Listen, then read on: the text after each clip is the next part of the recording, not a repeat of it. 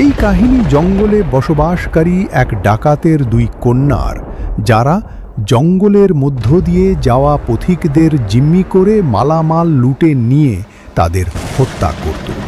কিন্তু একদিন এমন এক পথিক এলো যার আগমন সবার জীবনকে বদলে দিল। আল্লাহর উপর তাওয়াক্কুল কিভাবে আপনার জীবন বদলে দিতে পারে দেখুন। ন্যায়পরায়ণ সুলতান সালেহুদ্দিনের একমাত্র পুত্র মাহমুদ, কিন্তু আজ তার জন্যে রাজপ্রাসাদের দরজা বন্ধ। ষড়যন্ত্র তাকে এমনভাবে ঘিরে ধরেছিল যে নিজের পিতাও তার প্রতি বিশ্বাস হারিয়েছেন। রাজা কঠিন স্বরে বললেন, তুমি আমার সন্তান হতে পারো, কিন্তু আমার ঘরে তোমার ঠাঁই নেই। আমার রাজ্য ছেড়ে চলে যাও মাহমুদ। মাহমুদ একবারও প্রতিবাদ করল না। সে মাথা নিচু করে রাজপ্রাসাদ থেকে বের হয়ে গেল। তার সঙ্গে কেবল একটি ছোট থলি, 4টি লাল রত্ন, কিছু স্বর্ণমুদ্রা আর এক অনিশ্চিত ভবিষ্যৎ। চোখ বন্ধ করে আকাশের দিকে তাকিয়ে মাহমুদ ফিসফিস করে বলল, হে আল্লাহ, তুমি ছাড়া কারো কাছে কোনো আশা রাখিনি আমি। আমার তাওয়াক্কুল শুধুই তোমার উপর। এই বলে সে চলতে থাকে জঙ্গলের দিকে।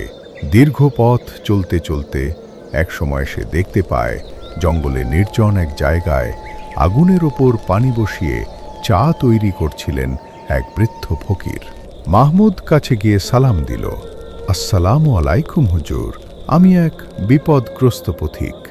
ফকির জবাব দিলেন, ওয়ালাইকুম আসসালাম, এসো বসো। তোমার মুখে রাজকীয় দীপ্তি দেখা যাচ্ছে। কে তুমি? আমি মাহমুদ, সুলতান সালেহুদ্দিনের পুত্র। ষড়যন্ত্রে পড়ে বাবার বিশ্বাস হারিয়ে ফেলেছি। আজ ঘরহীন দিকহীন হয়ে ঘুরছি। বৃদ্ধ ফকির কোমল হেসে বললেন, আল্লাহ কখনো তার বান্দাকে একা রাখেন না।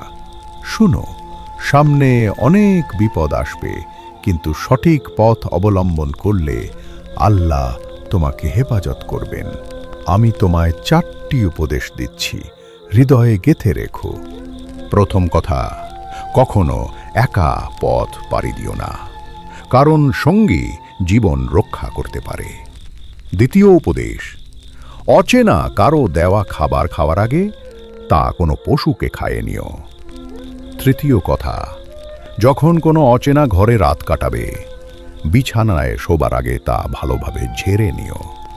চতুর্থ এবং শেষ কথা, শত্রুর ফাঁদে পড়লে অস্ত্র নয়, ব্যবহার করো ধৈর্য, বুদ্ধি আর নম্রতা। মাহমুদ শ্রদ্ধার সাথে বলল, হুজুর, আপনার এই 4টি উপদেশ আমি হৃদয়ে গেঁথে রাখব। আপনি যেন আল্লাহর পক্ষ থেকে পাঠানো এক রহমত। আল্লাহ আপনাকে কল্যাণ দান করুন। ফকিরের উপদেশ হৃদয়ে ধারণ করে মাহমুদ আবার পথ ধরল। 2 দিন হাঁটতে হাঁটতে সে পৌঁছালো এক গভীর জঙ্গল ঘেঁষা এলাকায়। হঠাৎ সে আকাশে একটি বাজ পাখির শব্দ শুনে মাথা তুলে আকাশের দিকে তাকালো। সে দেখে একটি বিশাল বাজ পাখি আকাশে উড়ছে। তার পায়ের নখে ধরা একটি ছোট্ট কচ্ছপ। হঠাৎ করেই কচ্ছপটি তার পা ফসকে নিচে পড়ে যায়। মাটিতে পড়ে কচ্ছপটি ছটফট করতে থাকে। সে দৌড়ে যায়, কোমল হাতে কচ্ছপটিকে তুলে নেয় এবং একটি নরম কাপড়ে মুড়িয়ে নিজের ব্যাগে রেখে দেয়। তার কণ্ঠে ধ্বনিত হয় এক তাওয়াক্কুল ভরা বাক্য, হে আল্লাহ, এটাই কি আপনার পাঠানো সেই সাথী যার কথা সেই ফকির বলেছিলেন? একটু দূরে গিয়ে মাহমুদ এক বিশাল গাছের নিচে বসে চোখ বন্ধ করে একটু বিশ্রাম নেয়। কিন্তু সে জানত না, এই গাছের ডালে বাস করে এক বিষাক্ত সাপ এবং এক রক্তপিপাসু শকুন। নিয়ম মেনে সাপ ধীরে ধীরে গাছ থেকে নেমে আসে, মাহমুদের বাহুতে দংশন করে মুহূর্তেই তার দেহ নিথর হয়ে পড়ে নিঃশ্বাস স্তব্ধ হয়ে যায়। পাশে পড়ে থাকা ছোট্ট কচ্ছপটি হতভম্ব। সে একবার মাহমুদের মুখের দিকে, একবার আকাশের দিকে তাকায়। তারপর সে কাঁপতে কাঁপতে উঠে আসে মাহমুদের বুকের উপর, কান্নার মতো ছটফট করতে থাকে। ঠিক তখনই শকুন নামল। তার চোখ তুলে নেওয়ার জন্য। কিন্তু কি আশ্চর্য, ছোট্ট কচ্ছপটি ঝাঁপিয়ে পড়ে শকুনের গলা কামড়ে ধরে। শকুন ছটফট করে ঠোকরাতে থাকে, কিন্তু কচ্ছপের ছোট্ট চোয়াল ছাড়ে না। শেষমেশ শকুন চিৎকার করে ডাকে, সাপ, তুই আয়, এটাকে মার। সাপ গাছ বেয়ে নেমে আসে কচ্ছপকে দংশন করে, কিন্তু সাপের দংশন কচ্ছপের খোলসায় পড়ে। বিষ তার গায়ে কিছুই করতে পারে না। অবশেষে সাপ গর্জে ওঠে, তুই আমার বন্ধুকে ছেড়ে দে, আমরা আর কিছু করব না। কচ্ছপ বলে, তুই আমার মাহমুদ ভাইকে দংশন করেছিস, আমি প্রতিশোধ না নিয়ে যাব না। সাপ তারপর বলে, ঠিক আছে, আমি তার শরীর থেকে বিষ টেনে বের করে দিচ্ছি। সাপ তার ফনা মাহমুদের বাহুতে মুখ রাখে, সব বিষ টেনে নেয়। ধীরে ধীরে মাহমুদের নিস্তব্ধ মুখে আলো ফিরে আসে। চোখ মেলে দেখে তার বুকে বসে আছে সেই ছোট্ট কচ্ছপ। ভেজা চোখে যেন দোয়া করছে। পাশে পড়ে আছে রক্তাক্ত শকুন, এবং সাপ অনুতপ্ত হয়ে দূরে সরে গেছে। মাহমুদের কণ্ঠ কেঁপে ওঠে, হে আল্লাহ, আপনি আমার প্রাণ বাঁচিয়েছেন। এই ছোট প্রাণীটি আজ আমার রক্ষক হয়ে দাঁড়িয়েছে। ফকিরের প্রথম উপদেশ আজ বাস্তবে আমার জীবন বাঁচালো। তিনি কচ্ছপটিকে বুকে টেনে নেন। সেই দিন থেকে কচ্ছপটি মাহমুদের নীরব সঙ্গী, বিশ্বস্ত পাহারাদার। 1 সপ্তাহ কেটে গেছে। মাহমুদ ও তার ছোট্ট সাহসী সঙ্গী কচ্ছপটি একসাথে অজানা পথে এগিয়ে চলেছে। একদিন তারা পৌঁছায় এক বনাঞ্চলের কিনারে। বনের ওপারে দূরে দিগন্তে দেখা যায় নীলাভ সমুদ্র। সমুদ্রের তীরে গাছতলায় বসে বিশ্রাম নিতে নিতে হঠাৎ কচ্ছপটি বলে, ভাই মাহমুদ, এই বনের ওপারেই আমার জন্মভূমি।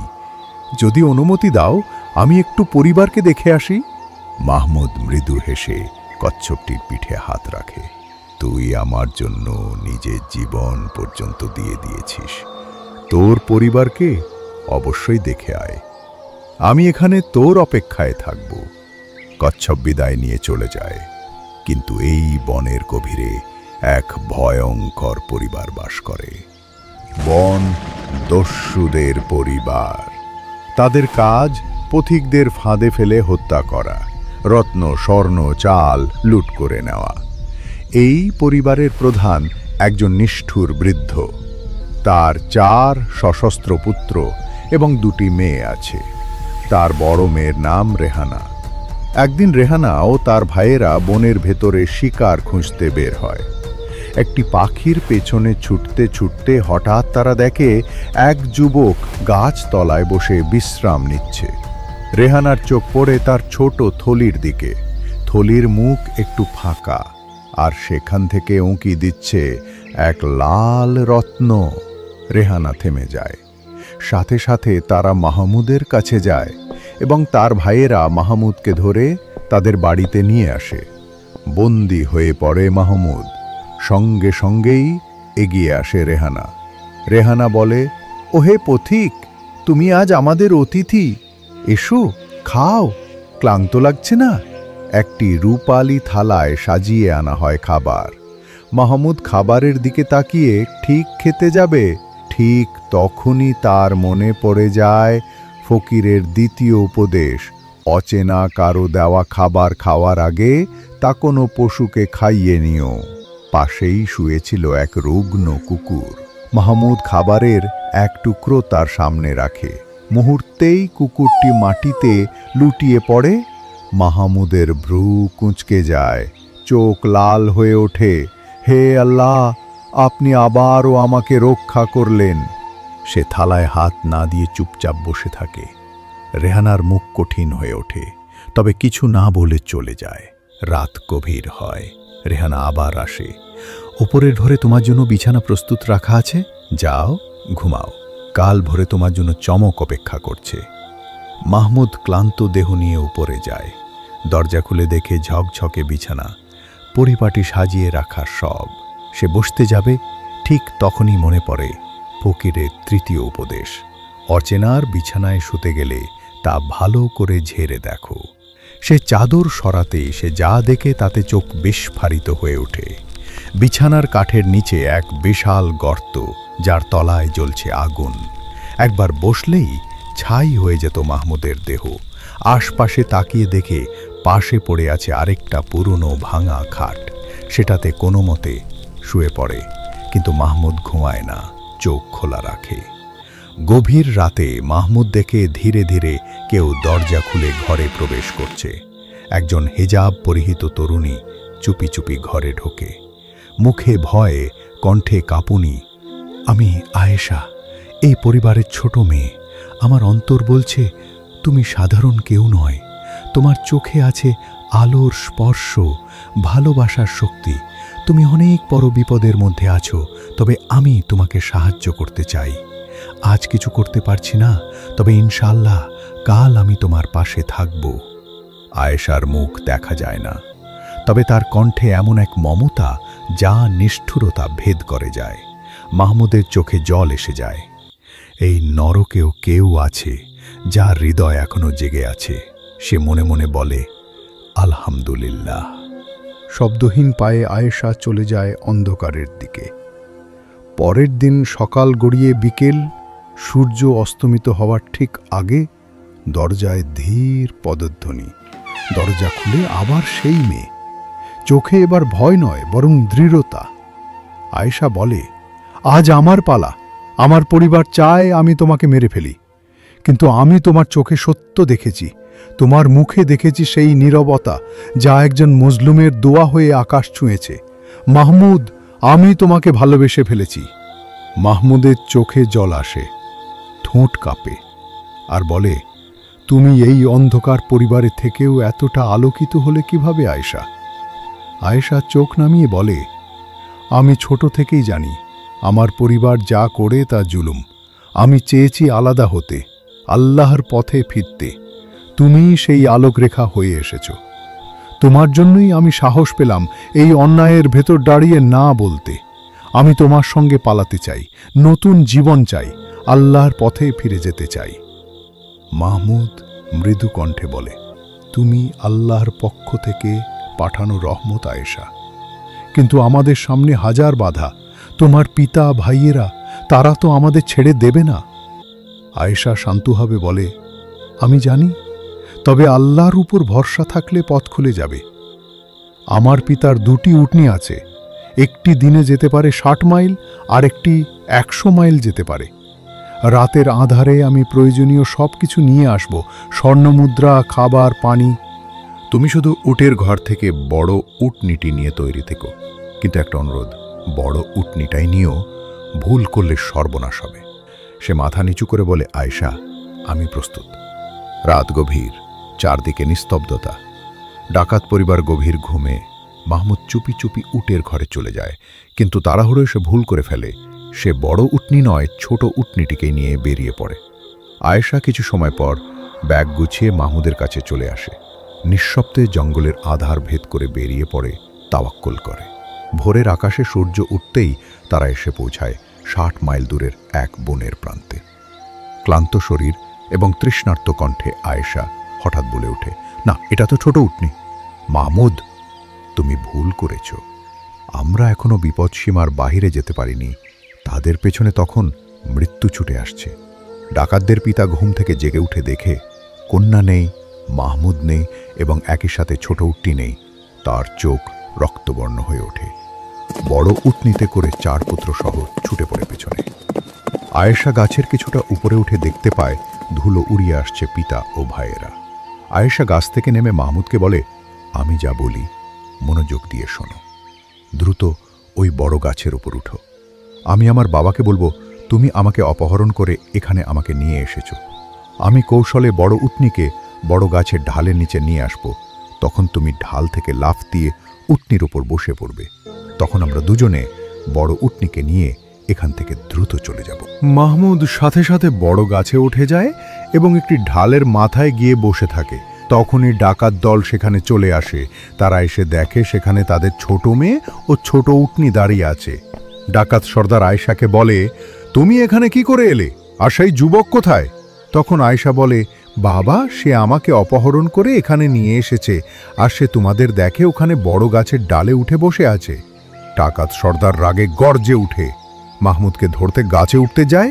তখনই এক ফাঁকে আয়েশা বড় উটনিকে নিয়ে ডালের নিচে এসে দাঁড়ায়। মাহমুদ লাফিয়ে পড়ে উটনির উপর। আয়েশা উটনির গলার রশি ধরে টানতেই উটনি দ্রুত দৌড়াতে থাকে, আর দুজনে মিলেমিশে মরুভূমির পথে ছুটে চলে। পেছনে পড়ে থাকে শকুনের সংসার, যেখানে বিশ্বাস নেই, ভালোবাসা নেই, আছে শুধু লোভ আর লালসা। নিঃশেষ ক্লান্তি নিয়ে এক সময় তারা পৌঁছায় এক দূরবর্তী শহরে। সেখানে এক সৎ ব্যবসায়ী তাদের দয়া করে আশ্রয় দেন। সেখানে সেই ব্যবসায়ী তাদের বিয়ের ব্যবস্থা করেন। তাদের বিয়ে হয়ে যায়। মাহমুদ হয় তার একজন সৎ আর পরিশ্রমী কর্মী, আর আয়েশা হয়ে ওঠে নম্র, পর্দানসীন এক গৃহিণী। যেখানে মাহমুদ ও আয়েশা শুরু করেছিল নতুন জীবন। প্রতিদিনের কাজ আর ইবাদতে ভরপুর ছিল তাদের সকাল বিকেল। পরিচয় গোপন রেখে একেবারে সাধারণ জীবন বেছে নিয়েছিল তারা। আয়েশা প্রতিটি রাতে কান্ত নামাজে, হে আল্লাহ, তুমি সাক্ষী, আমি সেই পাপী পরিবারের মেয়ে, কিন্তু তুমি আমার অন্তর বদলে দিয়েছ, তুমি আমায় হেদায়াত দিয়েছ, তুমি আমাদের রক্ষা করো। মাহমুদ একদিন আয়েশার পাশে বসে বলল, সময় এসেছে আয়েশা, আজ অতিবাহিত হলো আমার নির্বাসনের শেষ দিন। আমি এখন বাবার কাছে ফিরতে চাই, সত্যি জানাতে চাই, ক্ষমা চাইতে চাই, যদি তিনিও অনুতপ্ত হন। আয়েশা কিছু না বলে মাথা নিচু করে আল্লাহর নাম নেয়। আচ্ছা, ফিরে চলো মাহমুদ। রাজ্যে ফিরে যাওয়ার পথ যেন ছিল অশ্রু ভেজা। রাজপ্রাসাদে পৌঁছালে মাহমুদের চোখ ছল ছল করে ওঠে। সে দেখে প্রাসাদের দেয়াল আগের মতো ঝলমলে নেই, রাজার মুখেও আগের সেই কঠিন গাম্ভীর্য নেই। রাজা সালেহুদ্দিন আজ একজন অনুতপ্ত মানুষ, কারণ ছেলে চলে যাওয়ার পর তিনি জানতে পারেন তার পুত্রের নামে শয়তানের ষড়যন্ত্র ছিল। মাহমুদ সামনে দাঁড়ালে রাজা উঠে এসে ছেলেকে জড়িয়ে ধরেন। তুমি কোথায় ছিলে এতদিন? আমি আমার জীবনের সবচেয়ে বড় ভুল করেছি তোমার উপর অবিশ্বাস করে। সেই রাত থেকে আমি ঘুমাতে পারি না, শুধু আল্লাহর কাছে বলি, আমার ছেলেকে ফিরিয়ে দাও। মাহমুদ আয়েশার হাত ধরে বলে, এই মেয়েটি আমার জীবনের সবচেয়ে বড় নিয়ামত। এক পাপী পরিবারের কন্যা হয়েও সে আমার ঈমান রক্ষা করেছে, আমার সাথী হয়েছে কষ্টের পথে, আমাকে বিপদ থেকে রক্ষা করেছে। তারপর রাজা বলেন, আয়েশা, তুমি শুধু আমার পুত্রবধূ নও, তুমি এই রাজ্যের সম্মান আমার কন্যার চেয়েও প্রিয়। আজ থেকে তুমি এই প্রাসাদের রানী। আর মাহমুদ, আমি তোমার হাতে তুলে দিচ্ছি এই রাজ্যের ভার। আজ থেকে তুমি এই রাজ্যের রাজা। এই বলে রাজা সালেউদ্দিন ছেলের মাথায় রাজ মুকুট পরিয়ে দেন। এই গল্প শুধু গল্প নয়, এটা এক তাওয়াক্কুলের যাত্রা, এক গুনাহগার হৃদয়ের তাওবা, এক ভুল বিচারের ক্ষমা, আর এক অভিশপ্ত সংসার থেকে জন্ম নেওয়া নতুন জান্নাতি বাগান।